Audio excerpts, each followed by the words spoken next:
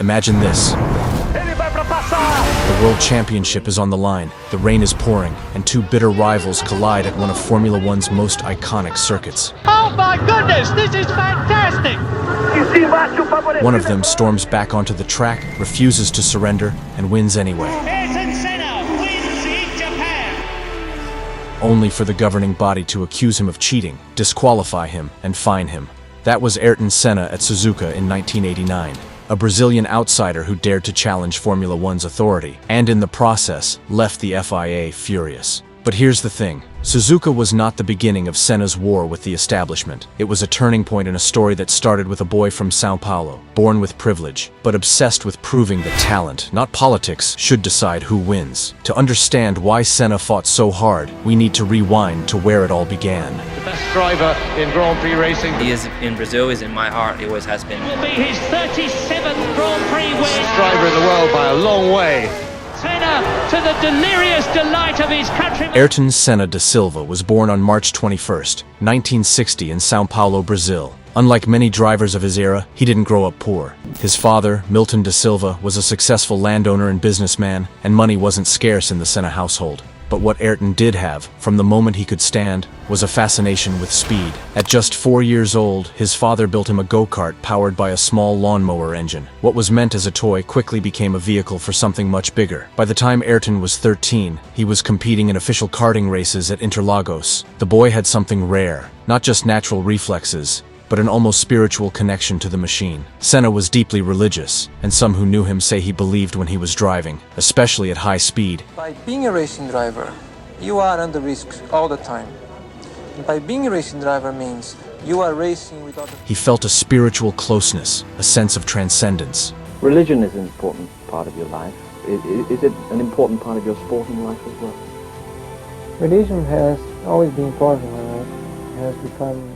Brazil was not the center of motorsport. If you wanted to prove yourself, you had to go to Europe. In 1981, at just 20 years old, Senna moved to England to race in Formula Ford 1600. Many expected him to be Another rich kid burning through his father's money. Instead, he stunned everyone. He dominated Formula Ford, then Formula Ford 2000 the next year, and in 1983, he won the British Formula 3 Championship, beating a fierce rival named Martin Brundle. He also captured the Macau Grand Prix that year, sealing his reputation as the next big thing. In just 3 years, Senna had gone from unknown Brazilian to the most sought-after young driver in the world. And in 1984, Formula One finally came calling. Senna's first F1 contract came with Toleman, a small team with limited resources. The car was slow and unreliable, and in the opening races, Senna struggled to finish. In his first handful of races with Toleman, he had more retirements than finishes. For many rookies, that would have been the end of the story. But then came Monaco, June 3, 1984. The heavens opened, rain poured down, and the streets of Monte Carlo turned into a river. Conditions were treacherous, cars were aquaplaning, visibility was near zero, and there were questions of whether the race should be stopped altogether. But the race happened, and Alain Prost, the established star, led at the front but was visibly struggling. From further back, Senna carved through the field. In just 19 laps, he passed multiple champions.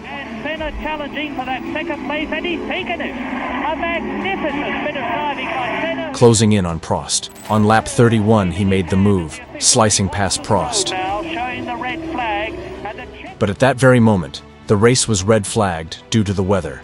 By the rules, results were counted from the last completed lap, which meant Prost was still classified as the winner. certain the Prost has won with Senna second. Officially, Senna had only finished second. Unofficially, the world knew something else. A new star had arrived, and he was terrifyingly good in the rain. At the end of 1984, Senna bought out his contract with Toleman and signed for Lotus, a legendary name in F1. The very next year, he silenced any doubters. At the Portuguese Grand Prix in Estoril 1985, the track was drenched. From pole position, Senna delivered a masterclass in wet weather driving, pulling away from the field and taking the checkered flag by over a minute. Senna has won the jubilant Team Lotus mechanics, and off goes Mansell. And you can see that this usually totally... Winning his very first Grand Prix with such a crushing margin made an unforgettable statement. The Portuguese Grand Prix will always be remembered for Ayrton Senna and a magnificent victory. setting the tone for the rest of his career. Over the next 3 seasons, he won 6 races for Lotus, and with 16 pole positions during that spell, earned a reputation as the greatest qualifier of his generation. His raw speed over a single lap became legendary, and by the end of his Lotus years, he had already claimed more poles than many world champions. In 1987, he finished 3rd in the championship. The only thing missing was a car that could consistently challenge for the title. That car came in 1988 when Senna joined McLaren. It's a great opportunity for me, professional, and as a personal point of view, I feel... And alongside him was a teammate who would become both rival and enemy, Alain Prost. The McLaren MP4/4 was one of the most dominant machines ever built. In 1988, it won 15 of 16 races. Senna and Prost split victories between them, but Senna's 8 wins to Prost's 7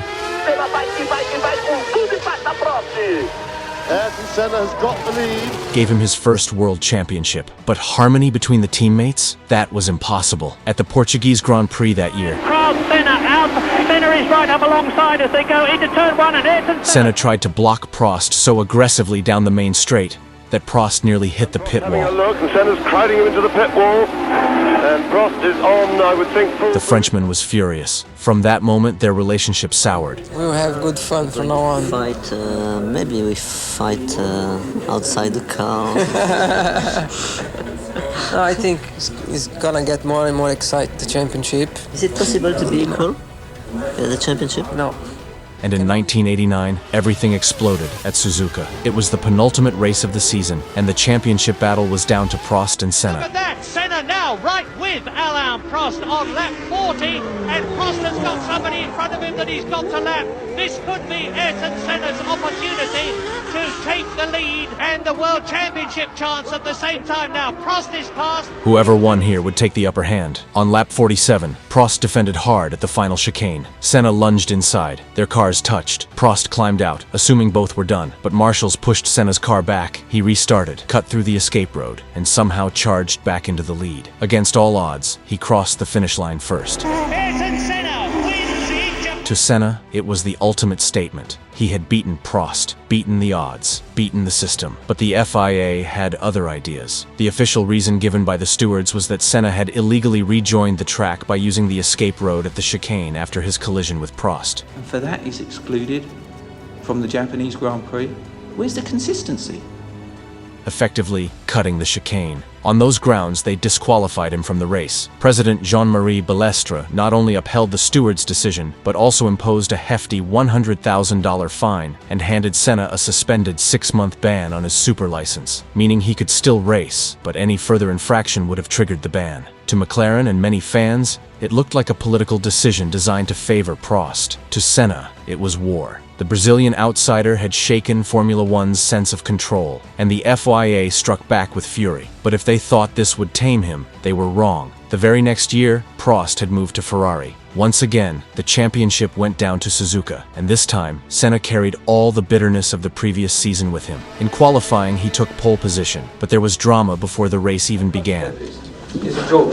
After what happened last year, it's a joke. Senna argued fiercely with FIA President Balestre about which side of the grid pole should be on. Everyone is extremely tense. Ayrton Senna actually walked out of the drivers' meeting today.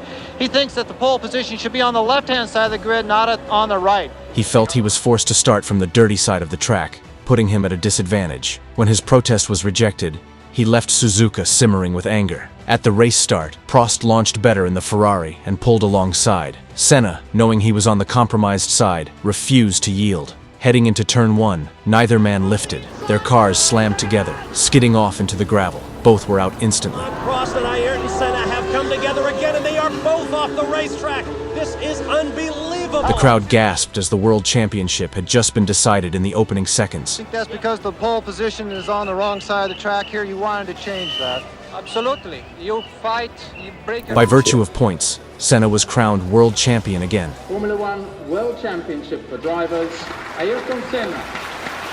And world champion, Ayrton Senna. But the manner of it left Formula One stunned. In interviews later, Senna admitted that he had decided before the race that if Prost beat him off the line, he would not back out at turn 1. To him, it was revenge for the injustice he believed had been done at Suzuka '89. Yes, It was brutal, dangerous, and deeply controversial, but also pure Senna. In 1991, Senna finally had a relatively clean season. He won 7 races, beat Nigel Mansell's Williams, and clinched his 3rd world title. By now, he was more than just a champion. He was a legend, admired for his relentless pursuit of perfection, and feared for his refusal to compromise. But as the 1990s unfolded, Formula One shifted. Technology was changing, and Williams, not McLaren, began to dominate. In 1992, McLaren's car simply couldn't match Williams. Active suspension and electronic systems gave Williams a huge advantage. Senna fought as hard as ever, but with retirements and slower pace, he could only manage 4th in the standings. 1993 was a little better. Prost returned, this time in the unbeatable Williams. Senna wrung every ounce of performance from his McLaren, delivering one of the greatest drives of all time at Donington Park,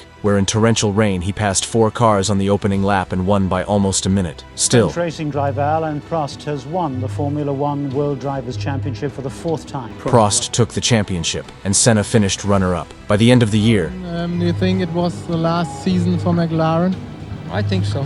I think it will be my last season. It was clear that McLaren had no answer to Williams. If Senna wanted a 4th title, he had to switch. When Prost retired after 1993, ladies and gentlemen, Brazilian driver Ayrton Senna.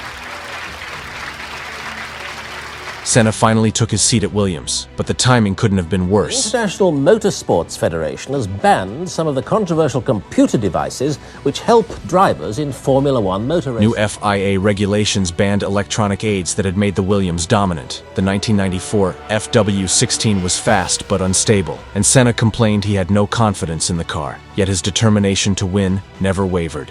On May 1, 1994, at the San Marino Grand Prix in Imola, Senna started from pole. On lap 7, his car failed to take the Tamburello corner. At over 300 kilometers per hour, it slammed into the concrete wall.